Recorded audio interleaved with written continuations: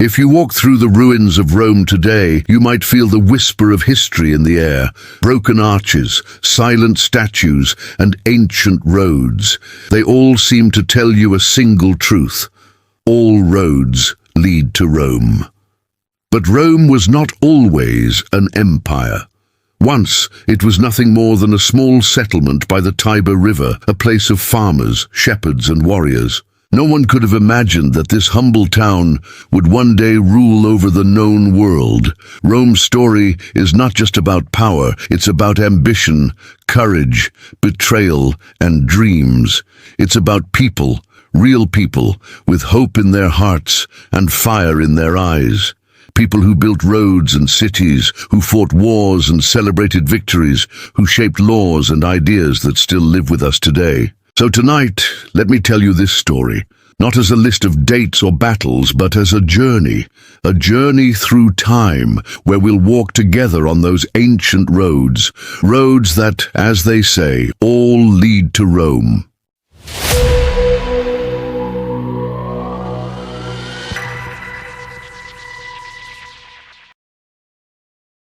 It all begins with a story that feels more like a dream than history, a tale that has been whispered through generations, growing richer with every telling. For every great city, every great empire must have a beginning that feels almost divine, and for Rome, that beginning is wrapped in both legend and blood.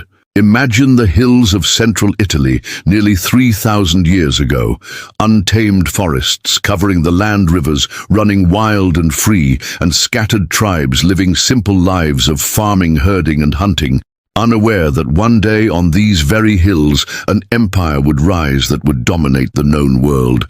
The story tells us of Alba Longa, an ancient city ruled by a king who was betrayed by his own brother. To protect his stolen throne, this usurper feared the rightful heirs, a set of twins soon to be born, and so, in his cruelty, he ordered that these newborns should never live to challenge him. When the twins, Romulus and Remus, were born, they were taken by a servant to the banks of the Tiber River. The order was clear: they were to be drowned, but the servant, unable to carry out such a heartless act, placed them gently in a basket, allowing the current of the river to decide their fate.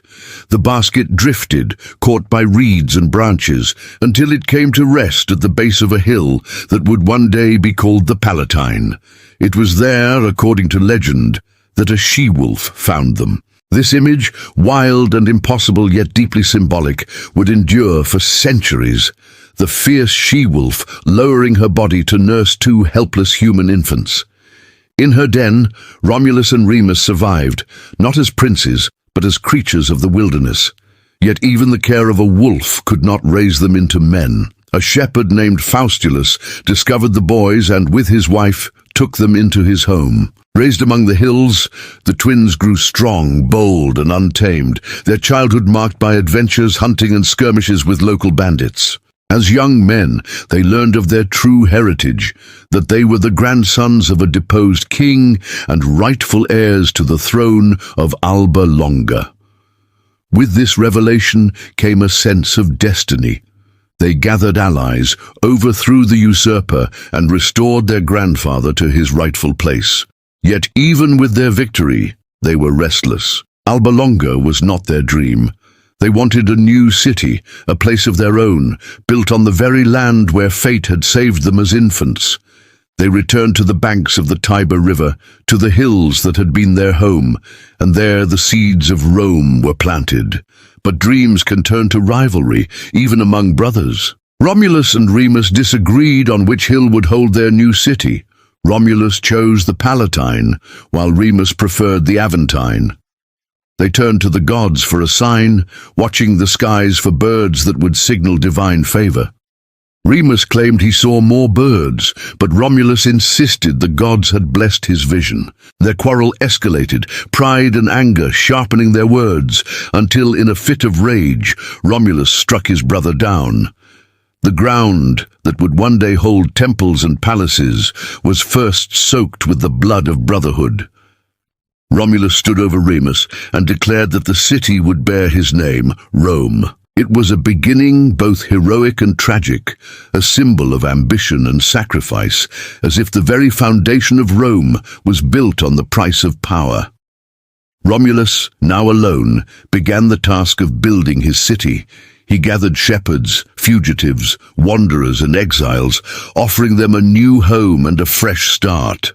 Rome became a place where the unwanted could become something greater. To govern them, Romulus created the first Senate, choosing 100 noble men to advise him, planting the early seed of Roman politics.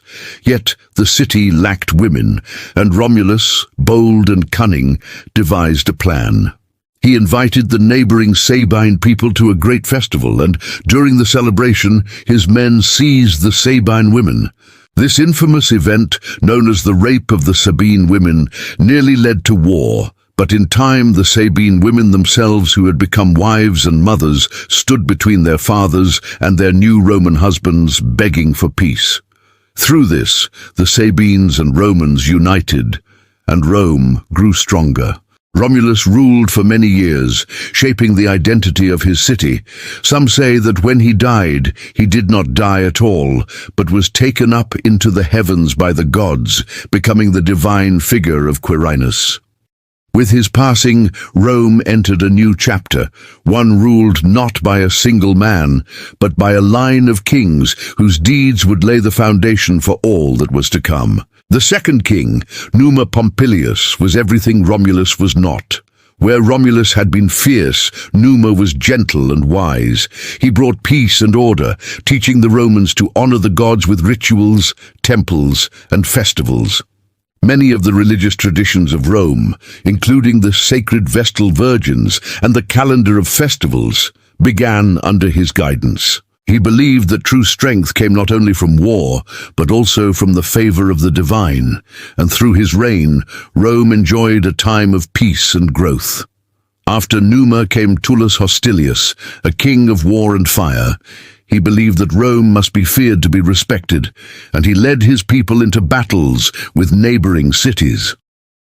Under Tullus, the Romans fought Alba Longa itself, their ancestral home, and in the aftermath, Alba Longa was destroyed, its people brought to live in Rome, swelling its population and blending cultures. Then came Ancus Marcius, a king who sought balance. Like Numa, he understood the value of peace, but like Tullus, he saw the necessity of strength. Ancus built Rome's first bridge over the Tiber River, the Pons Sublicius, and founded the port city of Ostia at the river's mouth, giving Rome its first access to the sea and trade. His reign was marked by both construction and conquest, laying down roads and fortifications that would outlast him. Following Ancus were the Tarquin kings, rulers of Etruscan descent, who brought new skills and ideas from the north. Tarquinius Priscus, the fifth king, expanded Rome, Is's territory, and began great building projects, including the Cloaca Maxima, one of the world's earliest sewage systems, and the foundations of the Circus Maximus, where the people of Rome would gather to watch thrilling chariot races. After him came Servius Tullius, a man of humble origins who rose to greatness. He reorganized the Roman people into classes, creating a system of representation and military duty that would form the backbone of Roman society. Servius also expanded the city, building defensive walls and dividing the hills of Rome into regions that would later become its famous districts. But no story of kings lasts forever. The final king of Rome, Lucius Tarquinius Superbus, known as Tarquin the Proud, would be both powerful and despised. His rule was marked by cruelty, arrogance, and tyranny. Tarquin sought to rule with fear, silencing his enemies and ignoring the counsel of the Senate. His son, Sextus Tarquinius, committed a terrible act against a noblewoman named Lucretia, an act of dishonor that shocked all of Rome. Lucretia, unable to bear the shame, took her own life, but before she died, she called for justice. Her death sparked an uprising led by noblemen like Lucius Junius Brutus, who vowed to drive out the Tarquins and never again allow a king to rule Rome. In 509 BCE, Tarquin and his family were expelled from the city. The monarchy was abolished, and in its place rose something entirely new, something revolutionary for its time, the Roman Republic. This new system would be governed not by kings, but by elected officials called consuls, advised by the Senate and guided by laws rather than the whims of a single ruler. The early republic would face countless challenges, wars, invasions, internal struggles, but it would also set Rome on the path to becoming not just a city, but the heart of an empire. The birth of Rome, from the legend of Romulus and Remus to the fall of the Tarquin kings, is not just a story of rulers and battles. It is the story of a people, tough, ambitious, and unyielding. From a basket on a river to a throne of power, from shepherds and exiles to kings and senators, Rome grew from nothing because its people believed they were destined for greatness. Even now, as we walk among the ruins, we can almost hear their voices, voices that speak of courage and ambition, of sacrifice and glory, of a city that was born in blood but rose to stand eternal. In the shadow of Rome's 7 hills, where the Tiber River wound its way like a silver serpent through the rugged Italian landscape, there was once a moment of great upheaval. Rome, in its earliest days, had been ruled by kings, men of power and ambition who had shaped the city's foundations with blood, stone, and legend.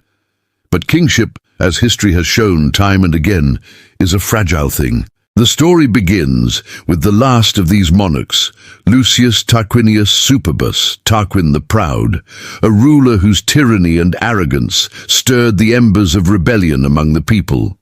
His reign was marked by cruelty and oppression, and it was his son's vile act against the noblewoman Lucretia that sparked a fire in the Roman heart. When Lucretia, wronged and dishonored, took her own life rather than live with the stain of shame, her death became a rallying cry. Men like Lucius Junius Brutus swore that never again would a king rule over Rome. In 509 BCE, Tarquin was driven out, the monarchy abolished, and in its place the Romans built something remarkable, the Republic. It was not a government of kings or emperors, but of laws and citizens, of elected officials and shared power, a system that would one day inspire entire civilizations. In those early days, the Roman Republic was both fragile and fierce. At its heart was the Senate, a council of Rome's most experienced and noble men. These senators did not wield swords on the battlefield, but they held something far more powerful, the wisdom of tradition and the authority to shape policy. Alongside the Senate, 2 consuls were elected each year, each with the power to lead armies and preside over the state. But no consul could rule alone. Each decision was mirrored by his counterpart, a reflection of Rome's fear of tyranny. Power in Rome was meant to be balanced, shared, and carefully controlled, yet the Republic was far from perfect. Beneath the grandeur of its ideals lay a society divided between the patricians, the old, wealthy, aristocratic families, and the plebeians, the common folk who tilled the fields, served in the legions, and built the city's strength. At first, the patricians held almost all the power, while the plebeians were left voiceless. But the plebeians were not content to remain silent. Through years of struggle, known as the conflict of the orders, they pushed for greater rights and representation. They demanded laws that were written down so that justice could no longer be twisted by the whims of the powerful. Out of this struggle came the 12 Tables, Rome's first code of laws, carved in bronze for all to see. The plebeians also gained their champions, the tribunes of the people, magistrates who could veto unjust decisions and protect the rights of the common man. It was slow, it was messy, but it forged a sense of unity, a sense that Rome was not the property of kings or nobles, but of all its citizens. While Rome struggled to define itself at home, it also had to survive in a world filled with rivals. Central Italy was a patchwork of tribes and city-states, the Etruscans to the north, the Samnites in the mountains, and the Greek colonies in the south.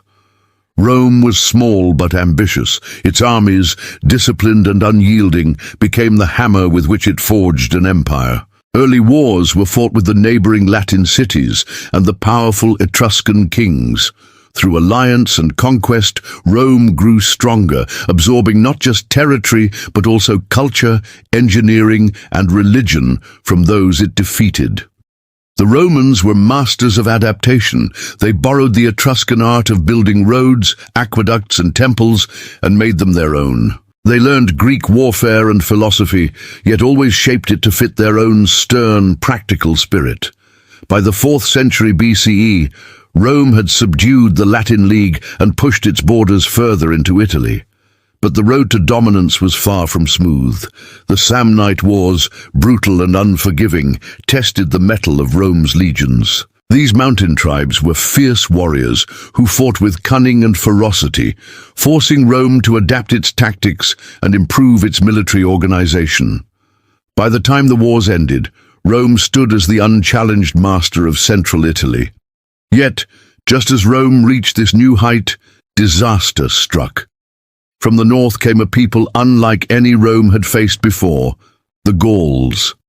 Fierce, wild, and clad in strange armor, they swept down from the Alps and brought fire and death to the Italian plains. In 390 BCE, under the leadership of Brennus, the Gauls crushed the Roman forces at the Battle of the Allia and marched straight into the city itself. Rome was sacked, its homes burned, its treasures stolen. The defeat was a wound that would never be forgotten, a scar etched into the Roman soul. When the Gauls finally left, after being paid off with gold, the Romans swore that such humiliation would never happen again. They rebuilt their walls, reformed their army, and hardened their resolve. This memory of destruction became a driving force behind Rome's future conquests. To the Romans, survival meant strength, and strength meant expansion. By the 3rd century BCE, Rome's power had spread across the Italian peninsula. Roads, like veins of stone, connected its growing territories, allowing armies to march swiftly and messages to flow freely. Rome's allies were bound by treaties, its conquered enemies often given a path to citizenship, ensuring loyalty and unity. But with dominance came new challenges, for beyond Italy lay other great powers. To the west, across the sea, rose the city of Carthage, a mighty maritime empire with its heart in North Africa. Carthage was wealthy, powerful, and controlled vast trade networks across the Mediterranean. While Rome's strength lay on land, Carthage ruled the waves with its great navy. It was inevitable that these two giants would clash, and their first conflict would erupt over a jewel of an island, Sicily. The First Punic War, which began in 264 BCE, was unlike anything Rome had faced before. The Romans, masters of the battlefield, had little experience with naval warfare, while the Carthaginians were unmatched at sea. But Rome was never one to admit defeat, even in an unfamiliar arena. Ingeniously, they captured a Carthaginian ship and studied its design, then built an entire fleet modeled after it. Yet the Romans added something new, a boarding device called the corvus, a gangplank with iron spikes that allowed Roman soldiers to turn sea battles into brutal hand-to-hand combat, the kind they excelled at. For over 2 decades, Rome and Carthage clashed over Sicily, each side suffering terrible losses. In the end, Rome's persistence triumphed. Carthage was forced to surrender, ceding Sicily to Rome and paying a heavy indemnity. This victory marked Rome's first step toward becoming a true Mediterranean power, but it also sowed the seeds of a greater, bloodier conflict. Carthage, humiliated and hungry for revenge, turned to new leadership. In Spain, a young general named Hannibal Barca rose, a man whose name would strike fear into the hearts of Romans for generations. As a child, Hannibal had been made to swear an oath of eternal hatred for Rome, and he carried that promise like a burning flame. When tensions flared once more, Hannibal did the unthinkable. Instead of fighting Rome in the familiar waters of the Mediterranean, he chose a path so daring that it would become legend. Gathering his army, including a contingent of war elephants, he marched out of Spain, crossed the Pyrenees, and then faced the towering Alps. The journey was nightmarish. Snowstorms blinded his men, treacherous mountain passes claimed lives, and hostile tribes attacked from above.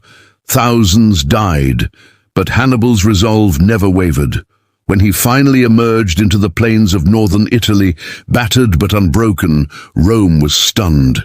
No one had imagined that an enemy army could descend upon them from the north. What followed was one of the darkest chapters in Rome's history, the Second Punic War.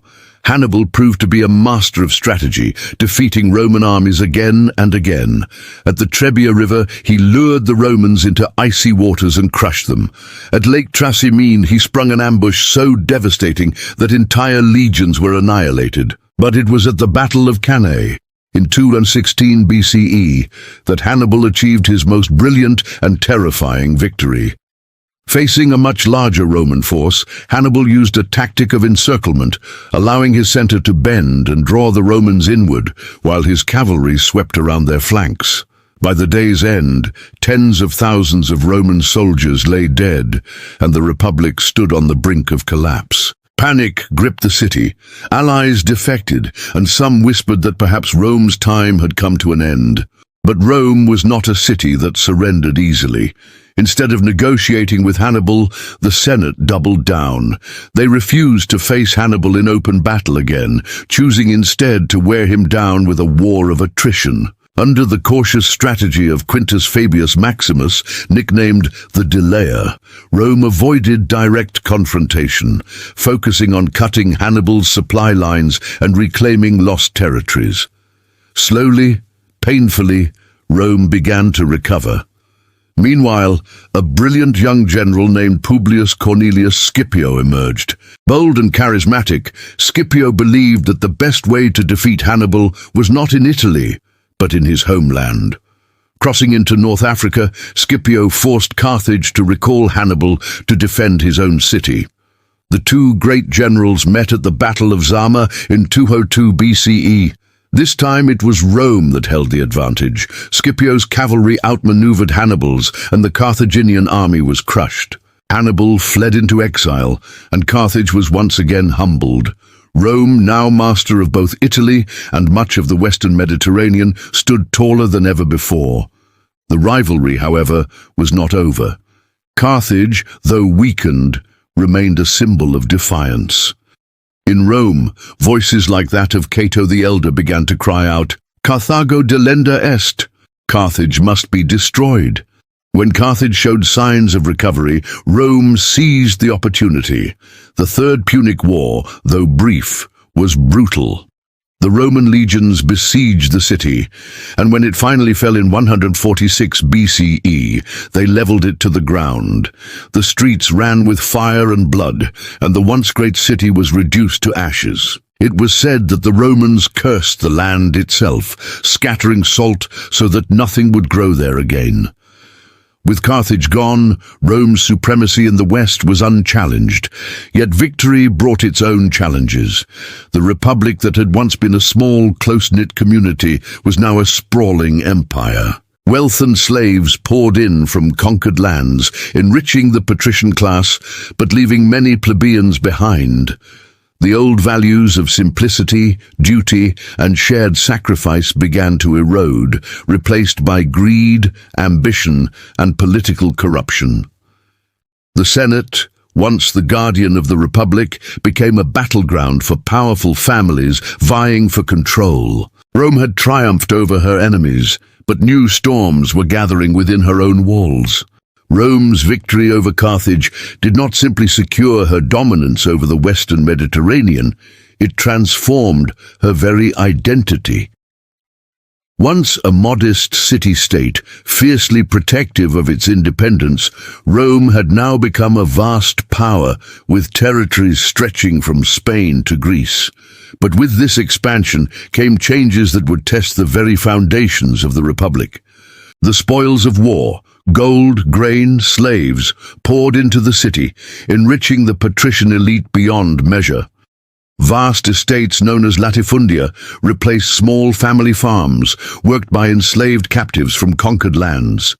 These estates grew wealthy, while many Roman farmers, once the backbone of the Republic's armies, found themselves ruined and displaced. They drifted to the city, swelling the population of Rome and creating a restless class of urban poor who relied on bread and public entertainment for survival. Meanwhile, the Senate, dominated by aristocratic families, clung to its power, often ignoring the needs of ordinary citizens. The Republic was no longer the close-knit community of farmers and soldiers that it had been in its early days. It was becoming a sprawling, unequal society where the rich grew richer and the poor struggled to be heard. The strain of empire was not only economic, but also political. The Senate, designed to govern a single city-state, found itself overwhelmed by the demands of ruling vast territories. Roman magistrates, consuls, praetors and governors were often sent to oversee far-flung provinces, and many used their positions to amass personal wealth through corruption and extortion. The Republic lacked a centralized bureaucracy, so the loyalty of these men depended not on the state, but on their own ambitions and alliances. This created a dangerous dynamic. Generals who commanded legions began to see themselves not just as servants of Rome, but as powerful figures in their own right. The legions, loyal to their commanders, could become tools of personal power rather than defenders of the Republic.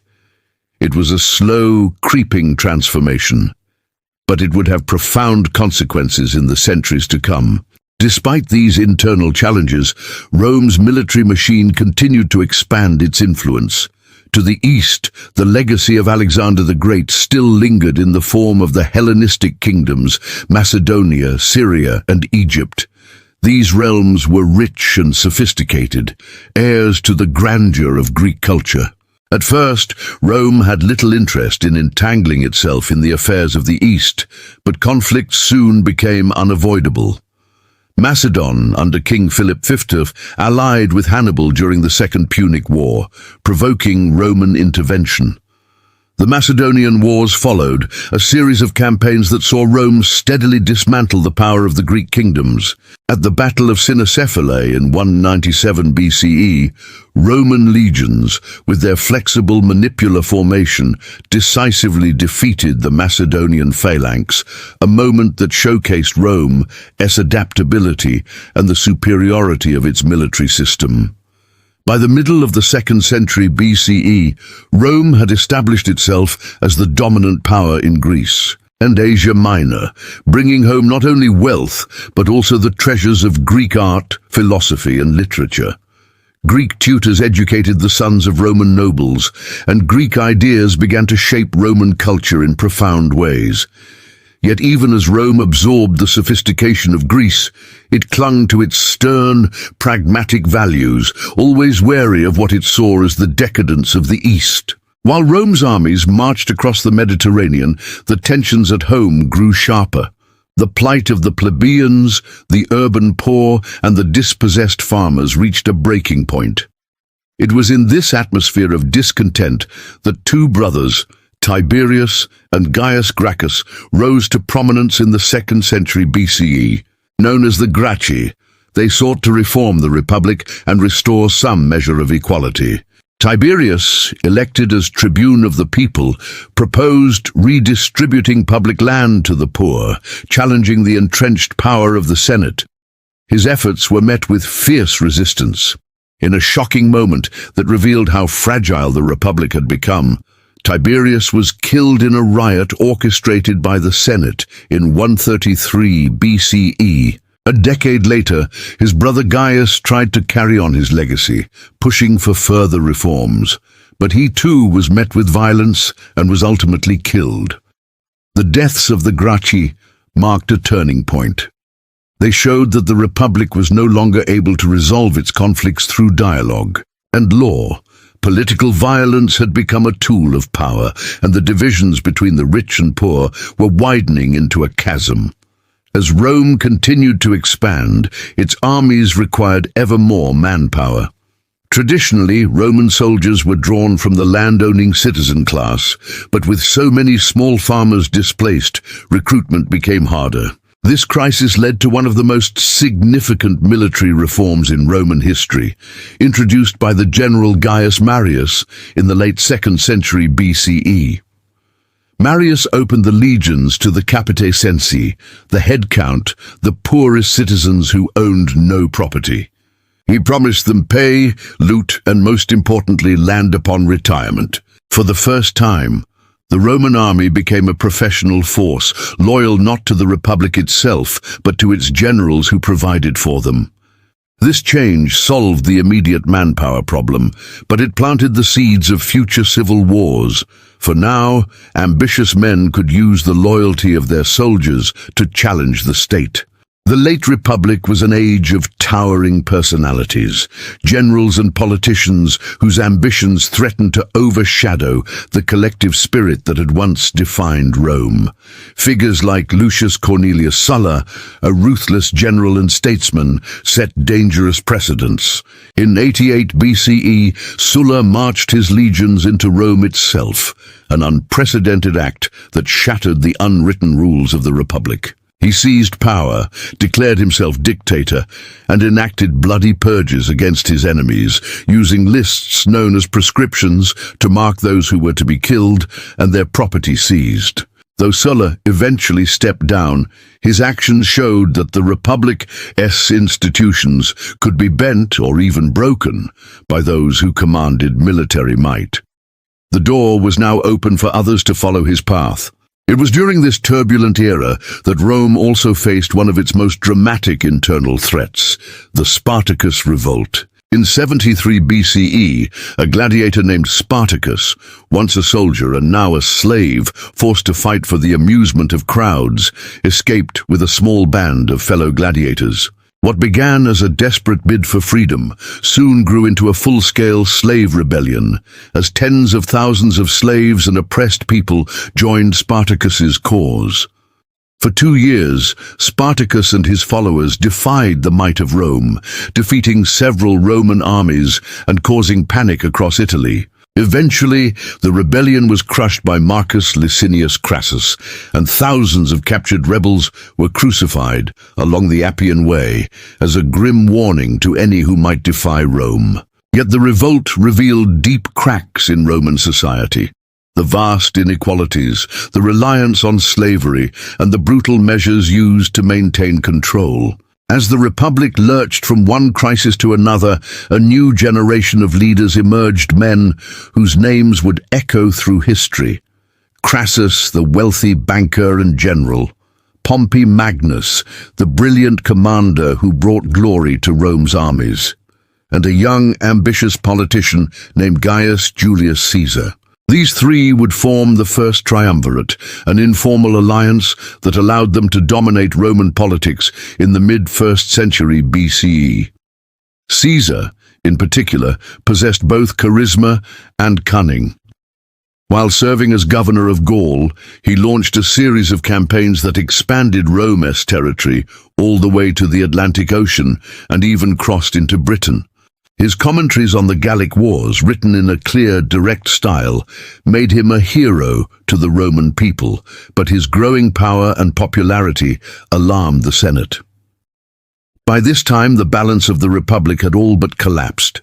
The Senate and the old aristocracy feared the rise of single individuals, yet they were powerless to stop them. When Caesar's term in Gaul ended, the Senate, under Pompey's influence, ordered him to disband his army and return to Rome. Caesar, knowing that to do so would mean political ruin or even death, made a fateful decision. In 49 BCE, he led his legions across the Rubicon River, uttering the famous words, "Alea iacta est," The die is cast. This act of defiance sparked a civil war as Caesar and Pompey vied for control of the Republic. Caesar, with his disciplined legions and brilliant strategy, defeated Pompey's forces at the Battle of Pharsalus. Pompey fled to Egypt, where he was treacherously murdered, leaving Caesar as the undisputed master of Rome. Though the civil war had ended, Caesar's rise to power marked the beginning of the end for the Roman Republic. He took the title of Dictator Perpetuo, dictator for life, and began implementing sweeping reforms. Many of these reforms were practical and necessary, aimed at stabilizing the state, but his accumulation of power alarmed the Senate. On the Ides of March 44 BCE, a group of senators, including men Caesar considered friends, conspired against him. Led by Marcus Junius Brutus and Gaius Cassius, they struck him down in the Senate House, believing that they were saving the Republic.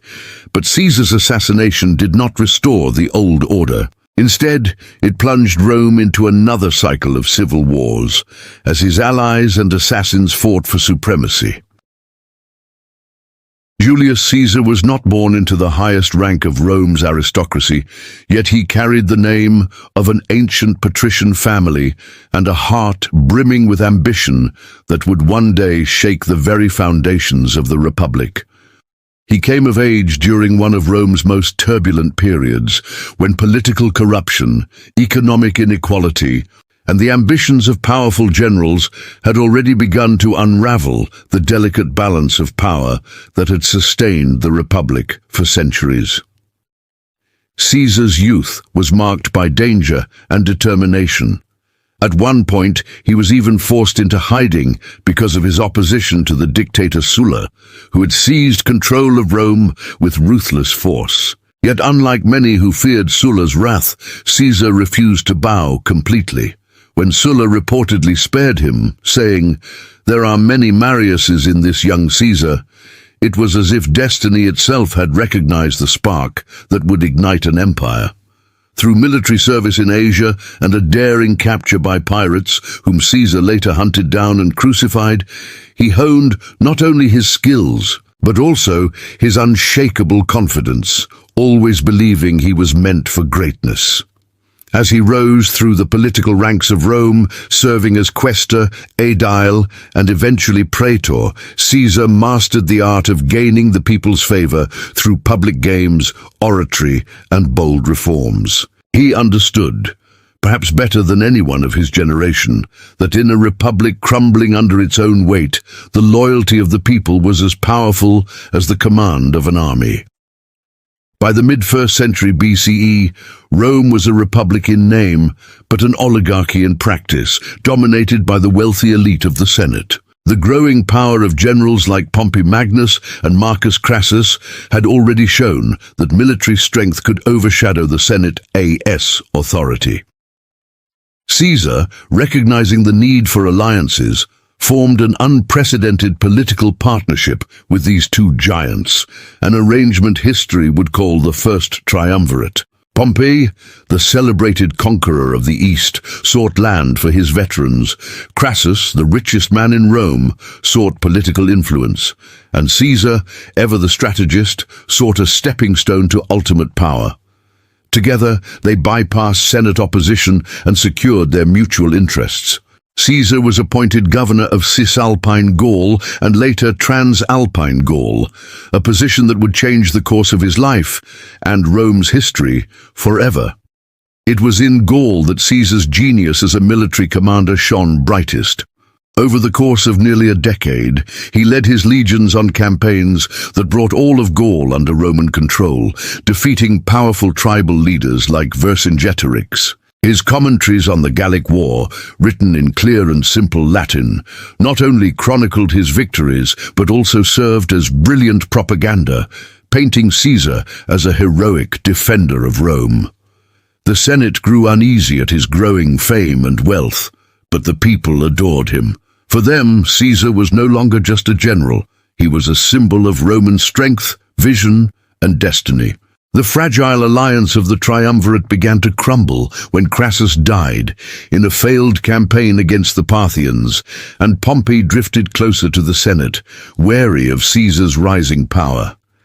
The Senate, led by Caesar's rivals, ordered him to disband his army and return to Rome as a private citizen. To obey would have meant political ruin and possibly death, for Caesar's enemies were eager to prosecute him. Instead, in a moment that would echo through time, Caesar made his fateful decision. In 49 BCE, he led the 13th Legion across the Rubicon River, defying the Senate and uttering the legendary phrase, "Alea iacta est," the die is cast. By crossing the Rubicon, Caesar effectively declared war on the Senate and Pompey. Civil war consumed Rome once more, with Caesar marching swiftly into Italy while Pompey fled to Greece to gather his forces. Caesar, with his characteristic daring, pursued him and decisively defeated him at the Battle of Pharsalus in 48 BCE. Pompey sought refuge in Egypt, but there he met a treacherous death, assassinated by order of the young king Ptolemy the Thegned, a grim gift meant to curry favor with Caesar. When Caesar arrived in Egypt and was presented with Pompey's severed head, he wept, not only for his old ally and rival, but perhaps also for the Republic itself, which was now at the mercy of individual ambition. Caesar's time in Egypt would become legendary, not only for his intervention in the dynastic struggle between Ptolemy the Thegned and his sister Cleopatra VII, but also for the romance that blossomed between him and the young queen. Caesar's support ensured Cleopatra's throne, and their alliance, both political and personal, captured the imagination of the ancient world. Yet Caesar's ambitions were far from satisfied. He returned to Rome as its unrivaled master, bearing not just the prestige of a conqueror, but the aura of a man destined to reshape the world. He was named dictator, at first for a limited term, then for 10 years, and finally dictator perpetuo, dictator for life. Caesar's reforms were bold and sweeping. He reorganized the calendar, giving us the Julian calendar that is still the basis for our modern one. He expanded the Senate, though largely with loyal supporters. He passed laws to relieve debt and reduce corruption, and he planned vast public works colonies and infrastructure to secure Rome's future. Yet for all his vision, his concentration of power alarmed many senators who saw in him not a savior of the Republic, but a king in all but name. Rome's hatred of kingship was deep-rooted, and the thought that Caesar might wear a crown sent tremors through the old guard. Among those who feared Caesar's growing dominance were men who had once called him friend. Marcus Junius Brutus, descended from the very Brutus who, centuries earlier, had expelled Rome's last king, found himself torn between loyalty and duty to the Republic. Gaius Cassius Longinus, a fierce opponent of tyranny, joined Brutus and a group of senators in a conspiracy to strike Caesar down. The plot culminated on the Ides of March 15th, 44th BCE, when Caesar, ignoring warnings and omens, entered the Senate chamber. As the conspirators surrounded him, the first blow fell, then another and another. According to tradition, when Caesar saw Brutus among his attackers, he uttered the heart-wrenching words, "Et tu, Brute? You too, Brutus?" before falling beneath a rain of daggers. Caesar's death, the conspirators believed, would restore the Republic. Instead, it unleashed chaos. Rome was plunged once again into civil war, for Caesar's assassination did not extinguish his legacy, it only inflamed it. The aftermath of Caesar's death saw the rise of new and formidable figures. Chief among them was Gaius Octavius, known to history as Octavian, Caesar's grandnephew and adopted heir. Though young and seemingly inexperienced, Octavian possessed a sharp political mind and an unyielding determination. He aligned himself with Caesar's allies, including the fiery orator Mark Antony and the general Marcus Lepidus, forming the Second Triumvirate. Together they avenged Caesar's murder, defeating the forces of Brutus and Cassius at the Battle of Philippi in 42 BCE, where the last defenders of the old republic perished by their own hands.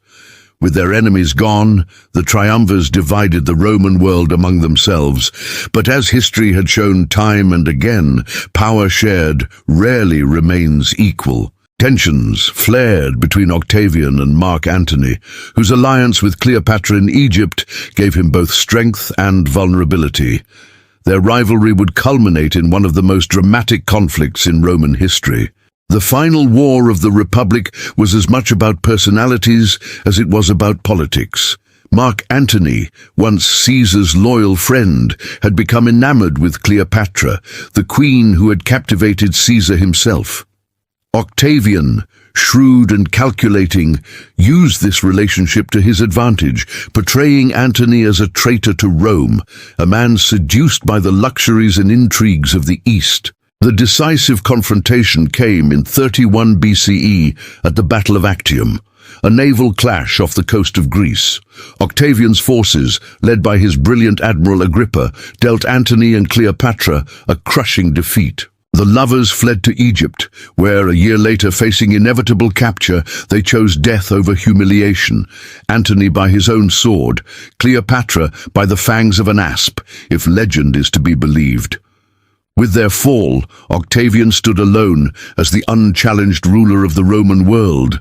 Yet Octavian was no mere dictator, he was a master of subtlety and image. Rather than openly declare himself king, he presented himself as the princeps, the first citizen, carefully preserving the outward forms of the Republic while holding all the real power. In 27 BCE, he took the name Augustus, meaning the revered one, and thus began the Roman Empire, an era of relative peace and stability known as the Pax Romana. Augustus claimed that he had restored the Republic, but in truth, he had transformed it into something entirely new. A monarchy in all but name, with himself as its guiding star. Caesar's assassination, meant to save the Republic, had instead paved the way for its final transformation. The ideals of shared power and senatorial rule that had defined Rome for centuries were gone, replaced by the vision of a single ruler, a single will, and a single empire. When Octavian, now called Augustus, assumed power in 27 BCE, Rome stood at a crossroads between chaos and stability, between the ghost of the old republic and the dream of something new that would stretch beyond the horizon of centuries. And with his careful hands, Augustus molded Rome into an empire that would become the envy of the world, a realm of grandeur, law, and enduring order. Augustus did not call himself a king, for the very word rex was poison to Roman ears, but he accepted titles like princeps and imperator, cloaking his absolute power beneath the illusion of a restored republic, all while guiding Rome with a steady, almost divine vision. His reforms were practical and far-reaching. He reorganized the Roman legions, ensuring their loyalty lay with the state and not individual generals. He restructured the Senate, reducing its corruption and inefficiency while still granting it the appearance of authority. And he revived traditional Roman values, encouraging piety, duty, and respect for family, all while weaving a tapestry of propaganda that portrayed him as both savior and father of the Roman people. Under Augustus, Rome entered a period of unprecedented peace and stability, known as the Pax Romana, the Roman peace, which would last for over 2 centuries, allowing the empire to flourish like never before. The world that Augustus built was one of marble cities, secure trade routes, magnificent roads that stretched like veins across Europe and beyond, and a sense of unity that transcended the chaos of the civil wars that had preceded him. He famously said that he found Rome a city of bricks and left it a city of marble, and indeed, under his rule, the city of Rome was transformed into a gleaming symbol of power, with monuments like the Ara Pacis celebrating the peace he had bestowed upon the empire. Yet Augustus was not without challenges. Rebellions had to be crushed, borders defended, and ambitious men kept in check. But through careful diplomacy, efficient administration, and sheer determination, he carved out a legacy that would set the tone for all emperors who followed. After Augustus, the mantle of leadership passed to men who would either safeguard or imperil his vision, for the Roman Empire, though strong, was also fragile, dependent on the character of its rulers. The Julio-Claudian dynasty, which began with Augustus, gave Rome a mix of capable leaders and notorious figures. Tiberius, Augustus's stepson and successor, was a skilled general and administrator, yet his reign was shadowed by suspicion, political purges, and a growing detachment from the people of Rome. His later years were spent in isolation on the island of Capri, leaving much of the governing to ambitious and often cruel advisors. Then came Caligula, whose name would forever be associated with madness and excess. At first, Caligula was welcomed with hope, but his erratic behavior, such as declaring war on the sea, appointing his horse Incitatus as a priest, and possibly planning to make it a consul, and indulging in cruel whims, turned his reign into a dark spectacle of unchecked power. His assassination by his own guards was as much a relief as it was a warning of the dangers of imperial authority without restraint. Yet Rome would recover, for the empire was larger than any one man. After Caligula's death, the unlikely figure of Claudius rose to power. Often underestimated because of his physical disabilities and scholarly demeanor, Claudius proved to be an intelligent and pragmatic ruler. He expanded Rome's territories, notably conquering Britannia, modern-day Britain, and strengthened the administrative systems of the empire. Claudius' passion for history and governance gave his rule a sense of depth and stability, though palace intrigues and the influence of powerful women, such as his wife Agrippina the Younger, often complicated his reign. Claudius was succeeded by Nero, whose rule remains one of the most infamous in Roman history. Nero began his reign under the wise guidance of advisors like Seneca, but as he grew older, his vanity, artistic obsessions, and cruelty overshadowed his responsibilities as emperor. His name is forever linked to the Great Fire of Rome in 64 CE, a disaster that devastated much of the city. Though modern historians debate whether Nero was truly responsible for the fire or merely took advantage of it to build his grandiose Domus Aurea, Golden House, ancient accounts painted him as a tyrant who fiddled while Rome burned. His persecution of Christians and his descent into paranoia eventually led to rebellion, and Nero, facing the loss of his throne, took his own life in 68 CE, marking the end of the Julio-Claudian line. The chaos that followed Nero's death, known as the Year of the Four Emperors, threatened to tear the empire apart. Civil war erupted as generals and legions vied for the throne.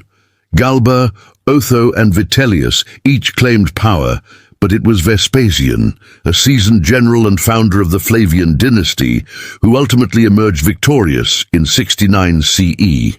Vespasian restored stability and financial order to Rome, embarking on ambitious construction projects, the most famous of which was the Colosseum, a massive amphitheater that would become an enduring symbol of Roman engineering and entertainment. His sons, Titus and Domitian, carried on his legacy, with Titus earning admiration for his handling of disasters like the eruption of Mount Vesuvius in 79 CE, which buried Pompeii and Herculaneum, and for completing the Colosseum. Domitian, however, grew increasingly autocratic and paranoid, leading to his assassination in 96 CE. With Domitian's death came a new golden era, ushered in by the Five Good Emperors, a period of enlightened leadership that would take the empire to its greatest heights. Nerva, an elderly and wise statesman, was chosen by the Senate, and understanding the importance of succession, adopted the capable general Trajan as his heir. Trajan's reign, 98, 117 CE, marked one of Rome's most glorious chapters. A man of military brilliance and administrative skill, Trajan expanded the empire to its greatest territorial extent, conquering Dacia, modern-day Romania, bringing immense wealth into Rome's coffers through its rich gold mines. His conquests stretched the boundaries of the empire, from the Atlantic Ocean to the Persian Gulf, from the deserts of North Africa to the misty highlands of Scotland. Trajan was not only a conqueror, but also a builder of enduring monuments, including the magnificent Trajan S column, which still stands today as a testament to his victories, and the Trajan S Forum, which showcased the architectural and cultural might of Rome. Following Trajan, the mantle of leadership passed to Hadrian, who shifted the focus from expansion to consolidation. Hadrian recognized that Rome's vast borders could not be endlessly extended, so he strengthened them instead, building fortifications like the famous Hadrian's Wall in Britain, marking the northern limit of Roman control. Hadrian was also a patron of the arts and a lover of Greek culture, infusing Roman architecture with elegance and harmony. His rebuilding of the Pantheon remains one of the most iconic achievements of Roman architecture, a structure whose domed roof still inspires awe nearly 2,000 years later. Hadrian's successor, Antoninus Pius, presided over a time of peace and prosperity, continuing the policies of his predecessors with wisdom and moderation, earning him a reputation as one of Rome's most benevolent rulers. The last of the 5 good emperors, Marcus Aurelius, stands out not only as a capable emperor, but also as a philosopher king. His reign from 161 to 180 CE was marked by challenges, plagues, wars along the northern frontiers, and internal strife. But through it all, Marcus Aurelius remained a stoic and contemplative leader. His personal writings, known as the Meditations, offer a rare glimpse into the mind of a ruler who sought virtue, wisdom, and humility in the face of immense responsibility. He spent much of his reign on the battlefield, defending the empire from invasions by Germanic tribes, yet his name is remembered as much for his thoughts as for his deeds. Under Augustus and the emperors who followed, Rome transformed from a city-state that had once fought for survival into a sprawling empire that encompassed Europe, North Africa, and the Middle East. The Pax Romana was more than just a period of peace. It was a time when Roman law, language, and culture spread to distant lands, leaving an indelible mark on history. Roads and aqueducts connected cities and provinces, trade flourished, and a sense of Roman identity bound together peoples of diverse origins under a single banner. The emperors, for all their flaws and virtues, understood that their role was to maintain this delicate balance of power, to be both guardians and symbols of the empire's greatness. From Augustus's vision to Trajan's conquests and Marcus Aurelius's philosophical reflections, the age of emperors was a chapter of ambition, achievement, and enduring influence, shaping the destiny of the Western world for millennia to come. To step into the streets of ancient Rome during its golden age was to step into a living mosaic of sights, sounds, and sensations. For Rome was not merely a city of marble temples and mighty forums, but a sprawling breathing organism home to over 1 million souls, each with their own story, their own rhythm of life, from the patrician senators in their grand villas on the Palatine Hill to the bustling merchants, artisans, and slaves who filled the markets and tenement blocks of the Subura. Life in Rome was a mixture of splendor and hardship, of extraordinary luxury and daily struggle, and yet it pulsed with an energy that seemed eternal. At dawn, the city awoke to the cries of street vendors selling bread olives and fresh figs, while bakers worked tirelessly to provide the staple food of the Roman diet. Bread made from wheat imported from distant provinces like Egypt.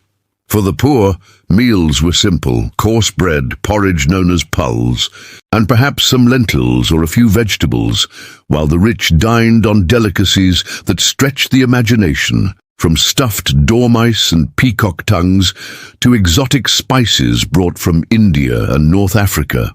The wealthiest Romans hosted lavish banquets called convivia, where guests reclined on couches in ornately decorated dining rooms known as triclinia, feasting for hours on multiple courses while being entertained by musicians, poets, and dancers. Wine, always mixed with water and sometimes flavored with honey or herbs, flowed freely, and toasts were made not just to the health of the emperor, but to Venus, Bacchus, and the countless gods who watched over Roman life. But food was just one part of the Roman day, for the city itself was a marvel of organization and engineering, designed to sustain such a large population in a time before modern technology. The Romans were masters of water, and their aqueducts, those graceful arches stretching across valleys and hills, brought fresh water from distant mountains straight into the heart of the city. This water fed the public fountains where common citizens filled their jars, the luxurious private baths of the elite, and the grand public baths that served as centers of daily life and social interaction. Bathhouses or thermae were not just places to bathe, but hubs of culture and conversation. For a small fee, even the poorest could enjoy the heated pools. The steam rooms, the massage oils, and the lively chatter of fellow Romans discussing politics, gossip, or the latest gladiatorial games. Speaking of which, no account of Roman daily life would be complete without the gladiators, those warriors of blood and spectacle who fought in the amphitheaters to entertain the masses. The most famous of these arenas, the Colosseum, could hold up to 50,000 spectators, who would cheer, jeer, and shout as men, and sometimes women, battled each other or faced wild animals like lions, tigers, and bears brought from the farthest corners of the empire. To the Romans, these games were more than mere sport. They were a demonstration of courage, skill, and the power of Rome itself, a reminder that the empire could conquer both man and beast. Gladiators were often slaves or prisoners of war, trained in special schools called ludi, but some became celebrities, adored by the crowds, their names carved into walls and whispered in the streets like those of modern athletes. The rhythm of life in Rome was also marked by the calendar of festivals and religious observances that honored the gods and kept the city's divine favor intact. Temples dedicated to Jupiter, Juno, Venus, Mars, and countless other deities dotted the city, their columns rising proudly against the skyline, and on feast days, processions, sacrifices, and public games filled the streets with music, incense, and color. Religion was not separate from daily life, but woven into it. Every household had a small shrine to the Lares and Penates, the protective spirits of the home, and offerings of wine, grain, or incense were made daily to ensure their blessings. Children grew up learning the stories of Rome's founding heroes, the virtues of pietas, duty, and gravitas, seriousness, and the importance of honoring both family and state. Education, at least for the wealthy, was rigorous.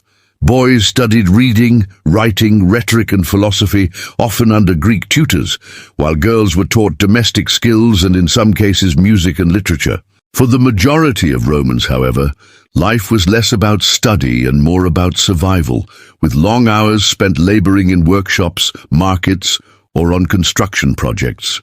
The streets of Rome were alive with activity, vendors shouting their wares, beggars seeking alms, musicians playing flutes or lyres, and carts rumbling over the cobblestone roads. These streets, though bustling, were often crowded, dirty, and noisy, with sewage running beneath them through an extensive system of drains like the Cloaca Maxima, one of the earliest feats of Roman engineering. Yet for all its chaos, Rome was a city of astonishing public spaces. The Forum Romanum, or Roman Forum, was the beating heart of political and social life, where senators debated laws, citizens gathered for speeches or trials, and merchants set up stalls to sell goods from across the empire.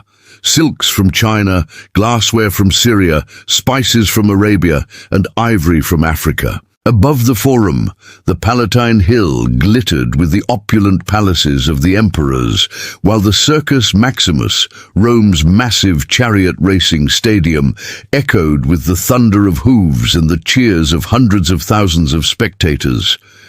Chariot racing was perhaps the most popular entertainment in Rome, rivaling even the gladiatorial games. Teams identified by colors, red, white, green, and blue, competed in dangerous high-speed races, and their star charioteers were as famous and wealthy as modern-day athletes. Roman culture was an intricate blend of the practical and the artistic, the disciplined and the indulgent. The Romans valued engineering and architecture, building roads, bridges, and aqueducts that still stand today, but they also embraced the arts, borrowing heavily from the Greeks while adding their own flair. Sculpture, mosaics, frescoes, and literature flourished, with poets like Virgil, Horace, and Ovid crafting works that celebrated both the grandeur of Rome and the subtleties of love, fate, and the human condition. Theatre was another popular form of entertainment, with comedies and tragedies performed in open-air theatres, though pantomimes and farcical plays often attracted larger crowds than serious dramas. Music and dance were common at both public festivals and private gatherings, and Roman homes, at least those of the wealthy, were decorated with intricate mosaics and vibrant frescoes depicting scenes of nature, mythology, or daily life. Despite the splendor of the elite, the vast majority of Romans lived in modest, cramped apartments called insulae, multi-story buildings that often lacked running water and were prone to fires and collapses. Life for these common citizens was far from easy, but the city's public amenities, its fountains, baths, markets, and grain dole, Annona, helped sustain them. The Roman government understood the importance of keeping the masses content, a policy famously described as bread and circuses, panem et circenses, free or cheap food and grand spectacles like gladiatorial games and chariot races were used to maintain public order and loyalty to the emperor. In this way, the daily life of Rome was as much about politics as it was about survival, entertainment, or faith. The emperor himself, though distant from the common people, was a constant presence in their lives, his image stamped on coins, his statue standing in public squares, and his decrees affecting everything from taxes to the price of grain. Evenings in Rome brought a different kind of life to the streets. As the sun set, lamps were lit, and taverns filled with laughter, music, and the clinking of cups. Some Romans would visit friends or attend private dinners, while others wandered the streets, enjoying the cool night air and the hum of the city. Night watchmen patrolled the streets to maintain order, but crime was common, and those without the protection of wealth or connections often had to be wary of thieves or troublemakers. Yet for all its flaws, Rome was a city of opportunity. A place where a freed slave could become a wealthy merchant, where an ambitious soldier could rise through the ranks to earn land and citizenship, and where the dream of Roman identity bound together people from every corner of the empire, from Gaul and Hispania to Egypt and Syria.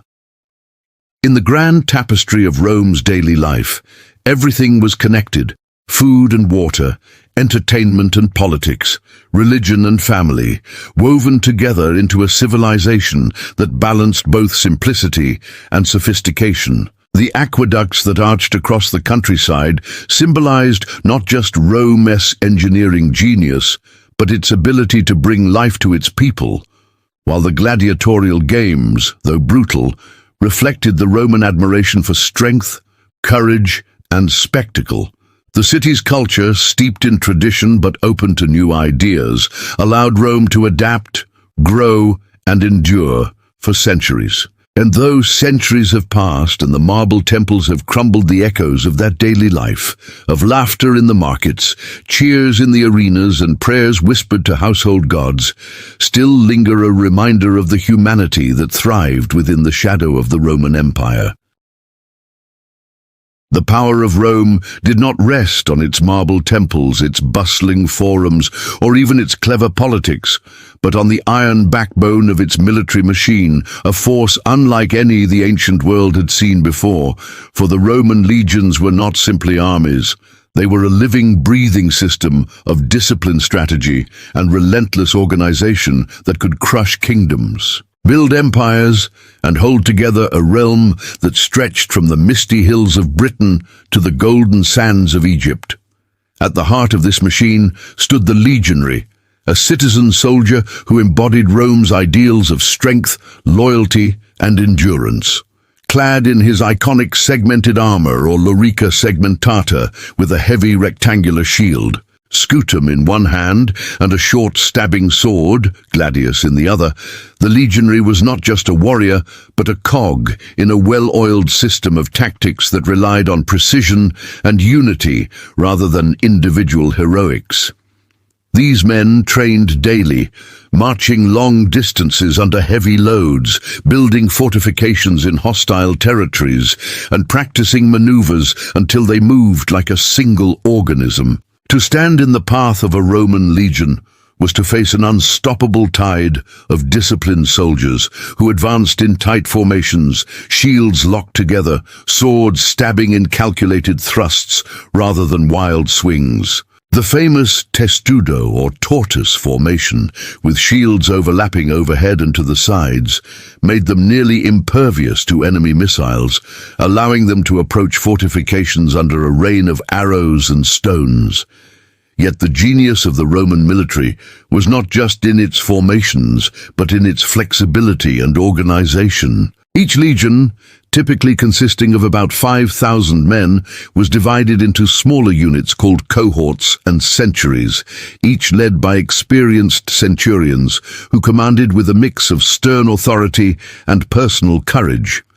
These centurions, easily recognized by their crested helmets and decorated armor, were the backbone of the legion, enforcing discipline with harsh but fair measures. For the Romans believed that the strength of the army lay not just in weapons, but in the unshakable order that bound men together even in the chaos of battle. The rise of the Roman military machine began with the early Republic, when Rome, still a small city-state, learned the art of war through constant conflict with neighboring tribes like the Etruscans, Samnites, and Gauls. Unlike the rigid phalanxes of the Greeks, which relied on heavy infantry, moving as a single block, the Romans developed the manipular system, dividing their forces into smaller, more flexible units called maniples.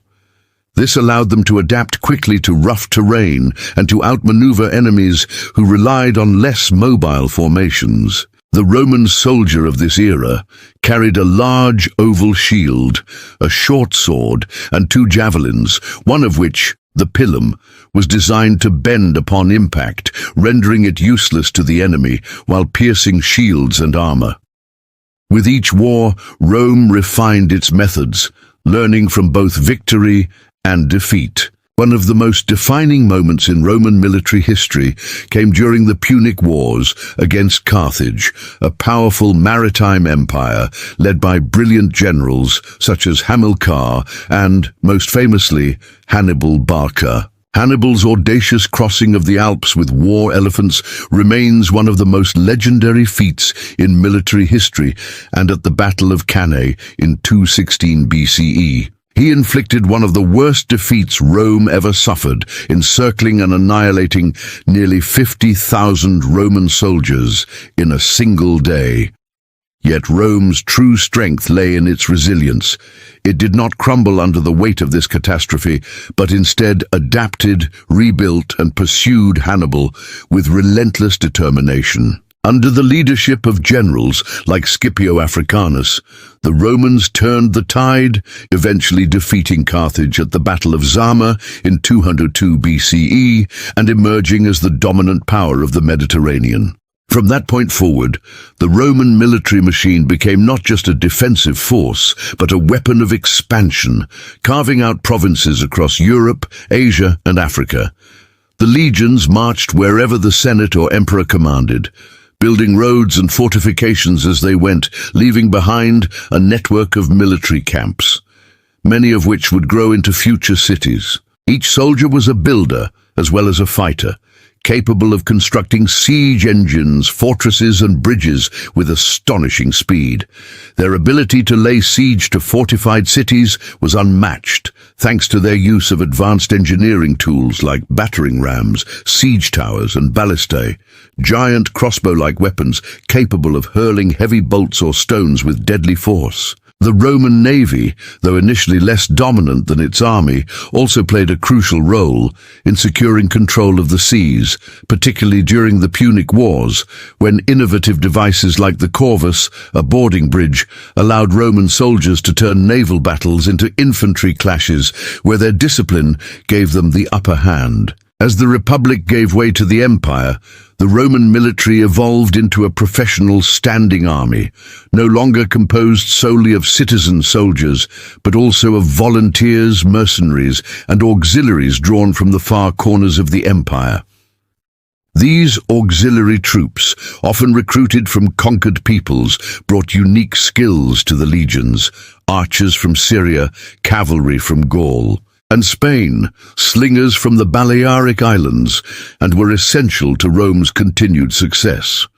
The army became not just a tool of conquest, but a symbol of Rome's might, projecting its power to distant frontiers like the Rhine, the Danube, and the deserts of Parthia. Emperors understood that the loyalty of the legions was vital to their rule. A popular general with the backing of his troops could march on Rome and seize the throne, as Julius Caesar famously did when he crossed the Rubicon. Caesar himself was a military genius whose campaigns in Gaul showcased the brilliance of Roman strategy and engineering, from rapid fortification building to the construction of bridges over mighty rivers like the Rhine. His victories not only expanded Rome's territory, but cemented his reputation as one of the greatest commanders in history, though his rise ultimately contributed to the fall of the Republic. The list of Rome's famous battles is long and storied, each one a testament to the ingenuity and determination of its military.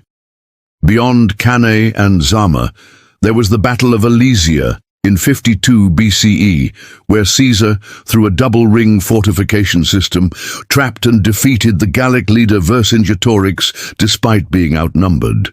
Later, under the Empire, battles like the conquest of Britain under Emperor Claudius, the Dacian Wars led by Trajan, and the victories of Germanicus along the Rhine demonstrated that Rome's military machine remained formidable.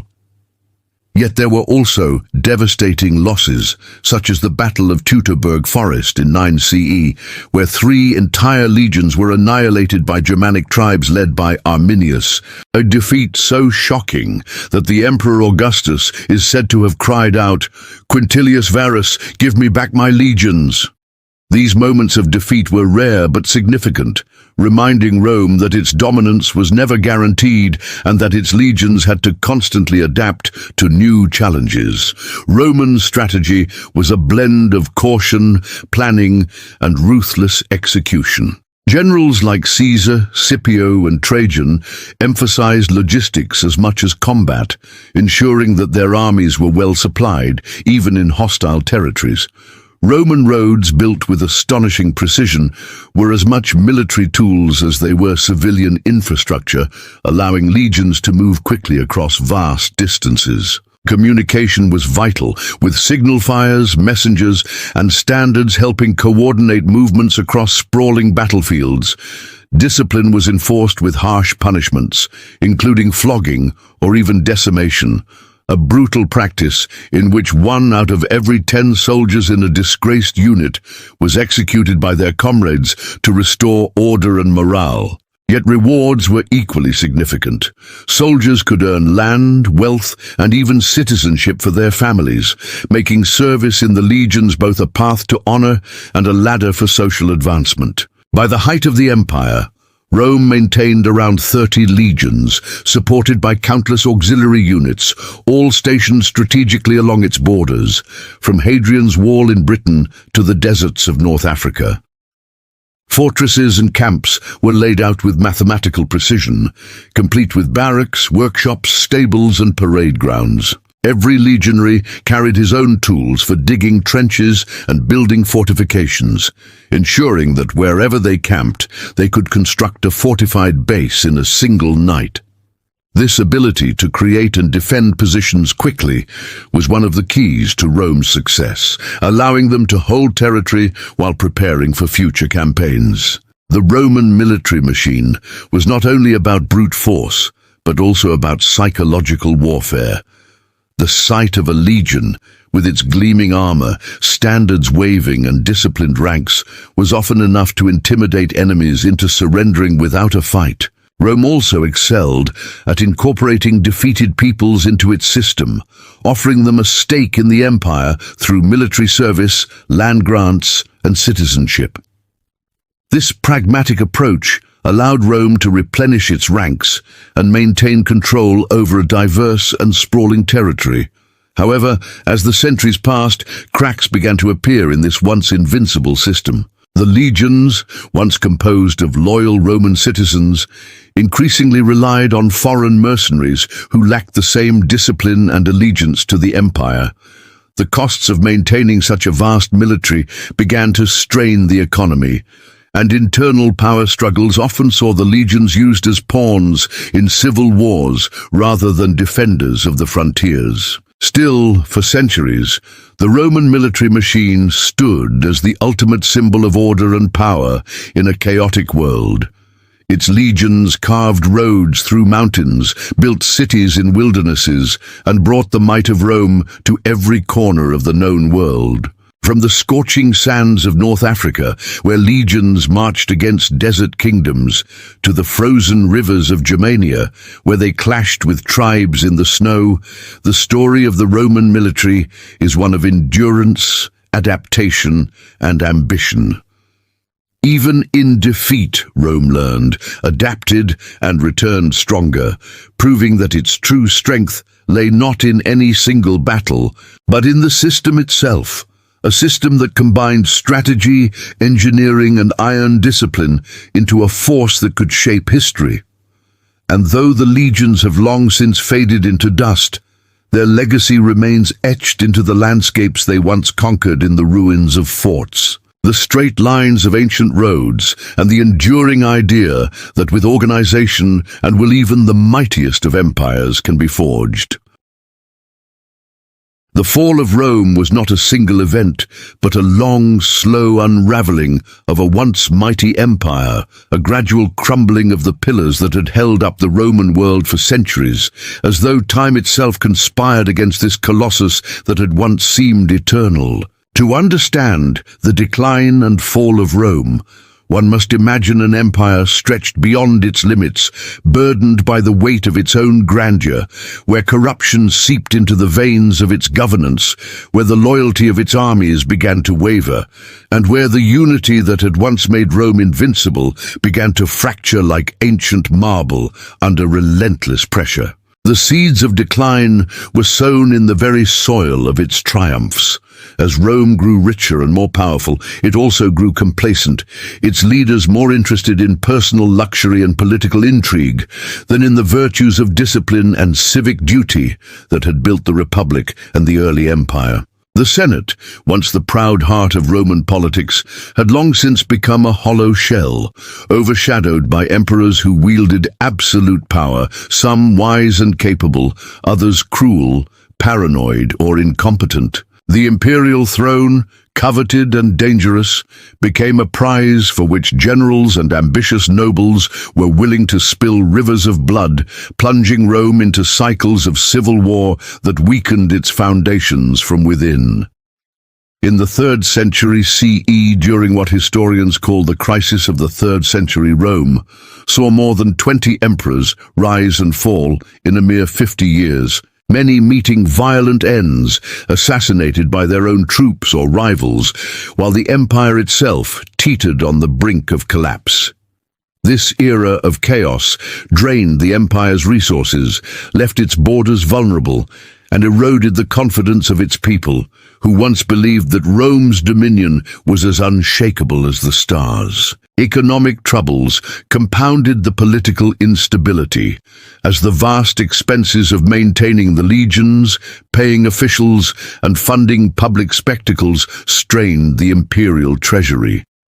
Rome's economy, once fueled by conquest and the spoils of war, began to falter as expansion slowed, and the costs of defending the enormous frontiers mounted. Heavy taxation fell on the shoulders of the common people, driving many into poverty, or forcing them to abandon their farms and homes, while the wealthy elite hoarded their riches and grew detached from the struggles of the lower classes. Inflation ravaged the currency, as emperors debased the silver denarius, reducing its precious metal content to finance their armies, which in turn eroded trust in the economy. At the same time, slavery, which had once powered Rome's industries and estates, began to decline as fewer conquests brought fewer captives, forcing landowners to rely on free laborers or tenant farmers who were often exploited and resentful. The once vibrant trade routes of the Mediterranean began to face disruption from pirates, rival powers, and internal inefficiencies, making it harder for grain, oil, and other essential goods to reach Rome's ever-hungry populace. Yet perhaps the most symbolic crack in Rome's unity came when the empire itself was divided. Emperor Diocletian, recognizing that one man could no longer effectively govern the sprawling territories from Britain to Syria, introduced the system of the Tetrarchy in 285 CE, splitting the empire into eastern and western halves, each ruled by its own emperor and co-emperor. While this move temporarily stabilized administration, it also set the stage for a permanent divide between East and West. The Eastern Roman Empire, later known as the Byzantine Empire, with its capital at Byzantium, renamed Constantinople by Emperor Constantine, was wealthier, more urbanized, and better defended, while the Western Roman Empire, with Rome and later Ravenna, as its centers struggled with weaker economies, constant invasions, and declining infrastructure. Constantine himself, who rose to power in the early 4th century, attempted to revive Rome's greatness by embracing Christianity and legalizing it through the Edict of Milan in 313 CE, a move that would forever change the cultural and spiritual landscape of the empire. While Christianity gave the people a new sense of unity and purpose, it also shifted focus away from the traditional Roman gods and the old civic religion that had once bound society together, causing tensions between the old pagan aristocracy and the growing Christian majority. As internal problems worsened, external threats grew bolder. The Roman frontiers, once impenetrable, became increasingly vulnerable to barbarian incursions. The term barbarian was used by Romans to describe the various Germanic tribes, Huns, and other peoples who lived beyond their borders, many of whom were fierce warriors with their own ambitions. For centuries, Rome had managed these threats through diplomacy, alliances, and the occasional punitive campaign, but by the 4th and 5th centuries, these tribes had grown stronger and more organized. The Huns, a nomadic people from the steppes of Central Asia under their fearsome leader Attila, swept into Europe like a storm, driving other tribes such as the Visigoths, Ostrogoths, and Vandals into Roman lands as refugees or invaders. Rome, desperate for soldiers, increasingly recruited these very tribes into its armies as foederati, allied troops who were given land and pay in exchange for military service. But these alliances were fragile. The loyalty of such troops often lay with their own chieftains rather than the Roman state. One of the most shocking blows came in 410 CE, when the Visigoths, led by their king Alaric, sacked Rome itself, the first time the Eternal City had fallen to a foreign enemy in nearly 800 years. Though Rome survived this humiliation, the psychological impact was immense. The unthinkable had happened, and the aura of invincibility was shattered. The Western Roman Empire limped on for another half-century, plagued by weak leadership, economic decay, and constant invasions. The Vandals crossed into North Africa, seizing Carthage and cutting off the vital grain supply to Rome, while the Huns terrorized Gaul and Italy, forcing even the once mighty empire to pay tribute to avoid destruction. Attila the Hun, called the Scourge of God, invaded deep into Roman territory, and though he was checked at the Battle of the Catalonian Plains in 451 CE by a coalition of Romans and Visigoths, the threat he posed revealed how dependent Rome had become on foreign allies to defend its own lands. By this time, the Western emperors were often mere puppets, controlled by powerful generals or barbarian warlords who held the real power. The Eastern Empire, under leaders like Theodosius and later Marcian, managed to survive and even thrive by focusing on diplomacy, trade, and the defense of Constantinople, but the West lacked the resources and leadership to do the same. The end came quietly, almost anticlimactically, in 476 CE, when the Germanic chieftain Odoacer deposed the last Western Roman emperor, the young and powerless Romulus Augustulus. There was no grand battle, no dramatic fall of the city, but rather a transfer of power that marked the end of an era. The Senate still existed in name. The people still lived in the remnants of Roman towns. But the Western Empire, as a political entity, was gone, replaced by the patchwork kingdoms of the Germanic tribes. The Eastern Roman Empire, however, continued for nearly 1,000 more years, preserving much of Roman law, culture, and tradition, and reminding the world that though the Western Empire had fallen, the spirit of Rome was not entirely extinguished. The reasons for Rome's fall have been debated for centuries. Was it the moral decay of its citizens, the overextension of its borders, the economic troubles, or simply the inevitable passage of time? In truth, it was all of these and more, a complex tapestry of internal weakness and external pressures, of mismanagement and misfortune. Yet even in its decline, Rome left behind a legacy that would shape the world for millennia. The roads and aqueducts it built, the laws it codified, the language and ideas it spread, all of these outlived the empire itself. As St. Augustine, writing in the aftermath of the sack of Rome, reflected, "The earthly city, doomed to destruction, has its good in this world and rejoices in such good." The fall of Rome was not the end of civilization, but a transformation, a bridge between the ancient world and the medieval, between the pagan and the Christian, between the old order and the new. And so, even as the Western Empire crumbled under the weight of corruption, division, and barbarian invasions, the story of Rome continued, not as a living empire, but as an eternal idea. An idea of power, law, and endurance that still whispers through the ruins of the Colosseum and the silent stones of the Forum, reminding us that all empires, no matter how mighty, are mortal, but their legacies can outlive time itself.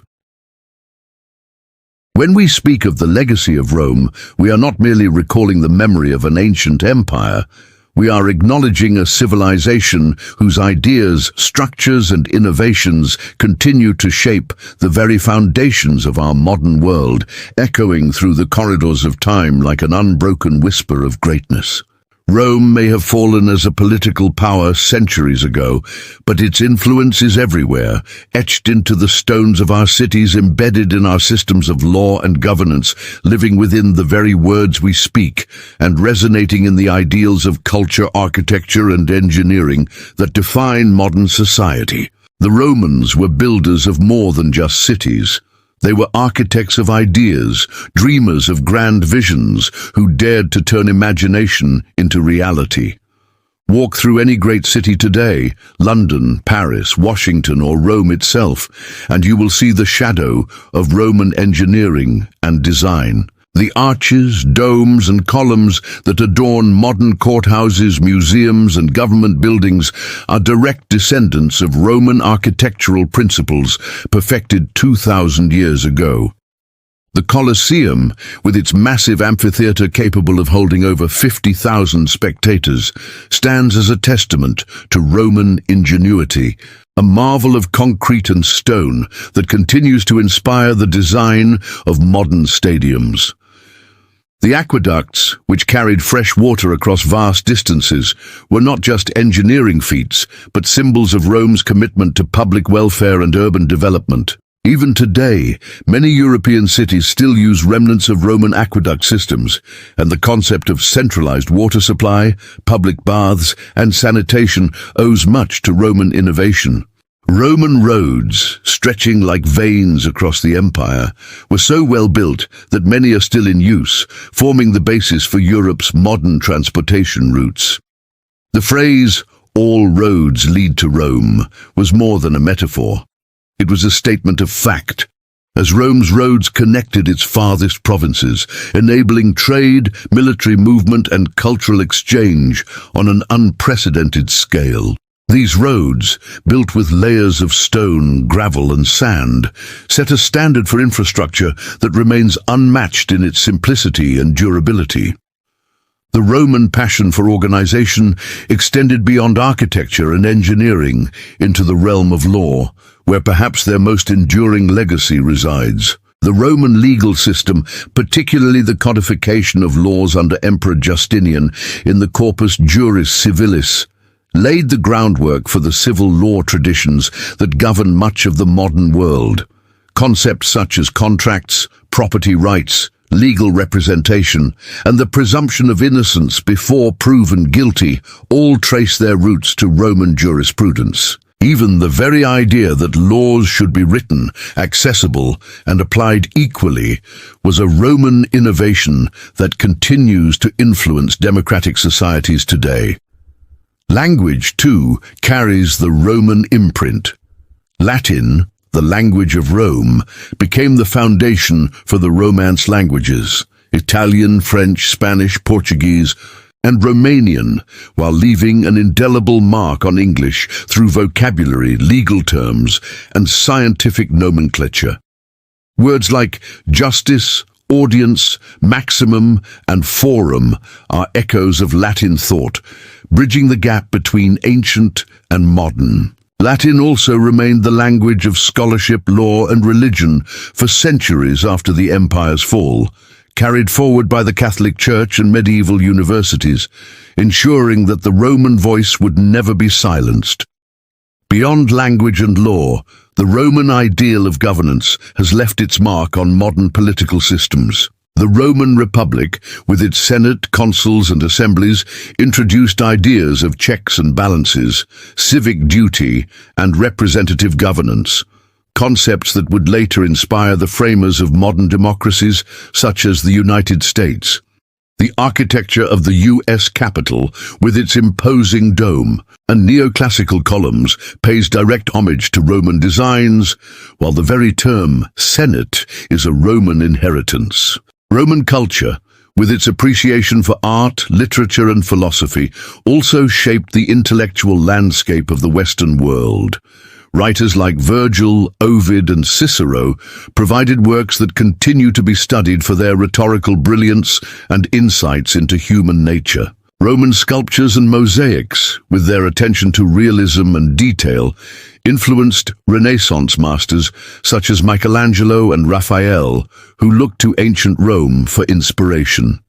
Even the calendar we use today is largely Roman in origin, with the Julian calendar introduced by Julius Caesar in 45 BCE forming the basis for our modern Gregorian system.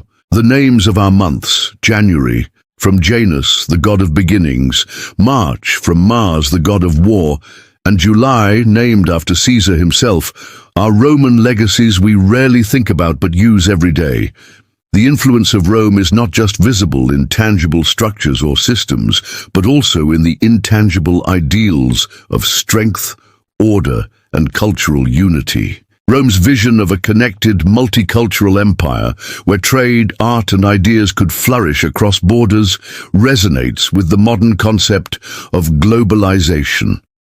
The Romans understood the power of infrastructure, of roads and ports, of communication networks and common currencies, lessons that modern nations still strive to master.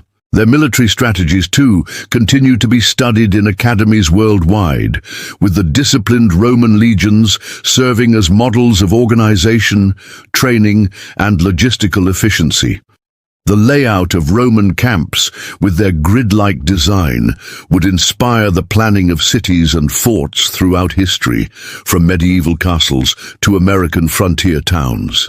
Christianity, which emerged within the Roman Empire and spread along its roads and trade routes, also forms part of Rome's enduring legacy. Though initially persecuted, Christianity became the state religion under Emperor Constantine and shaped the moral and spiritual framework of Western civilization. The Catholic Church, headquartered in Rome, carried forward not only the teachings of Christ, but also many aspects of Roman administration, art and culture, acting as a bridge between antiquity and the Middle Ages.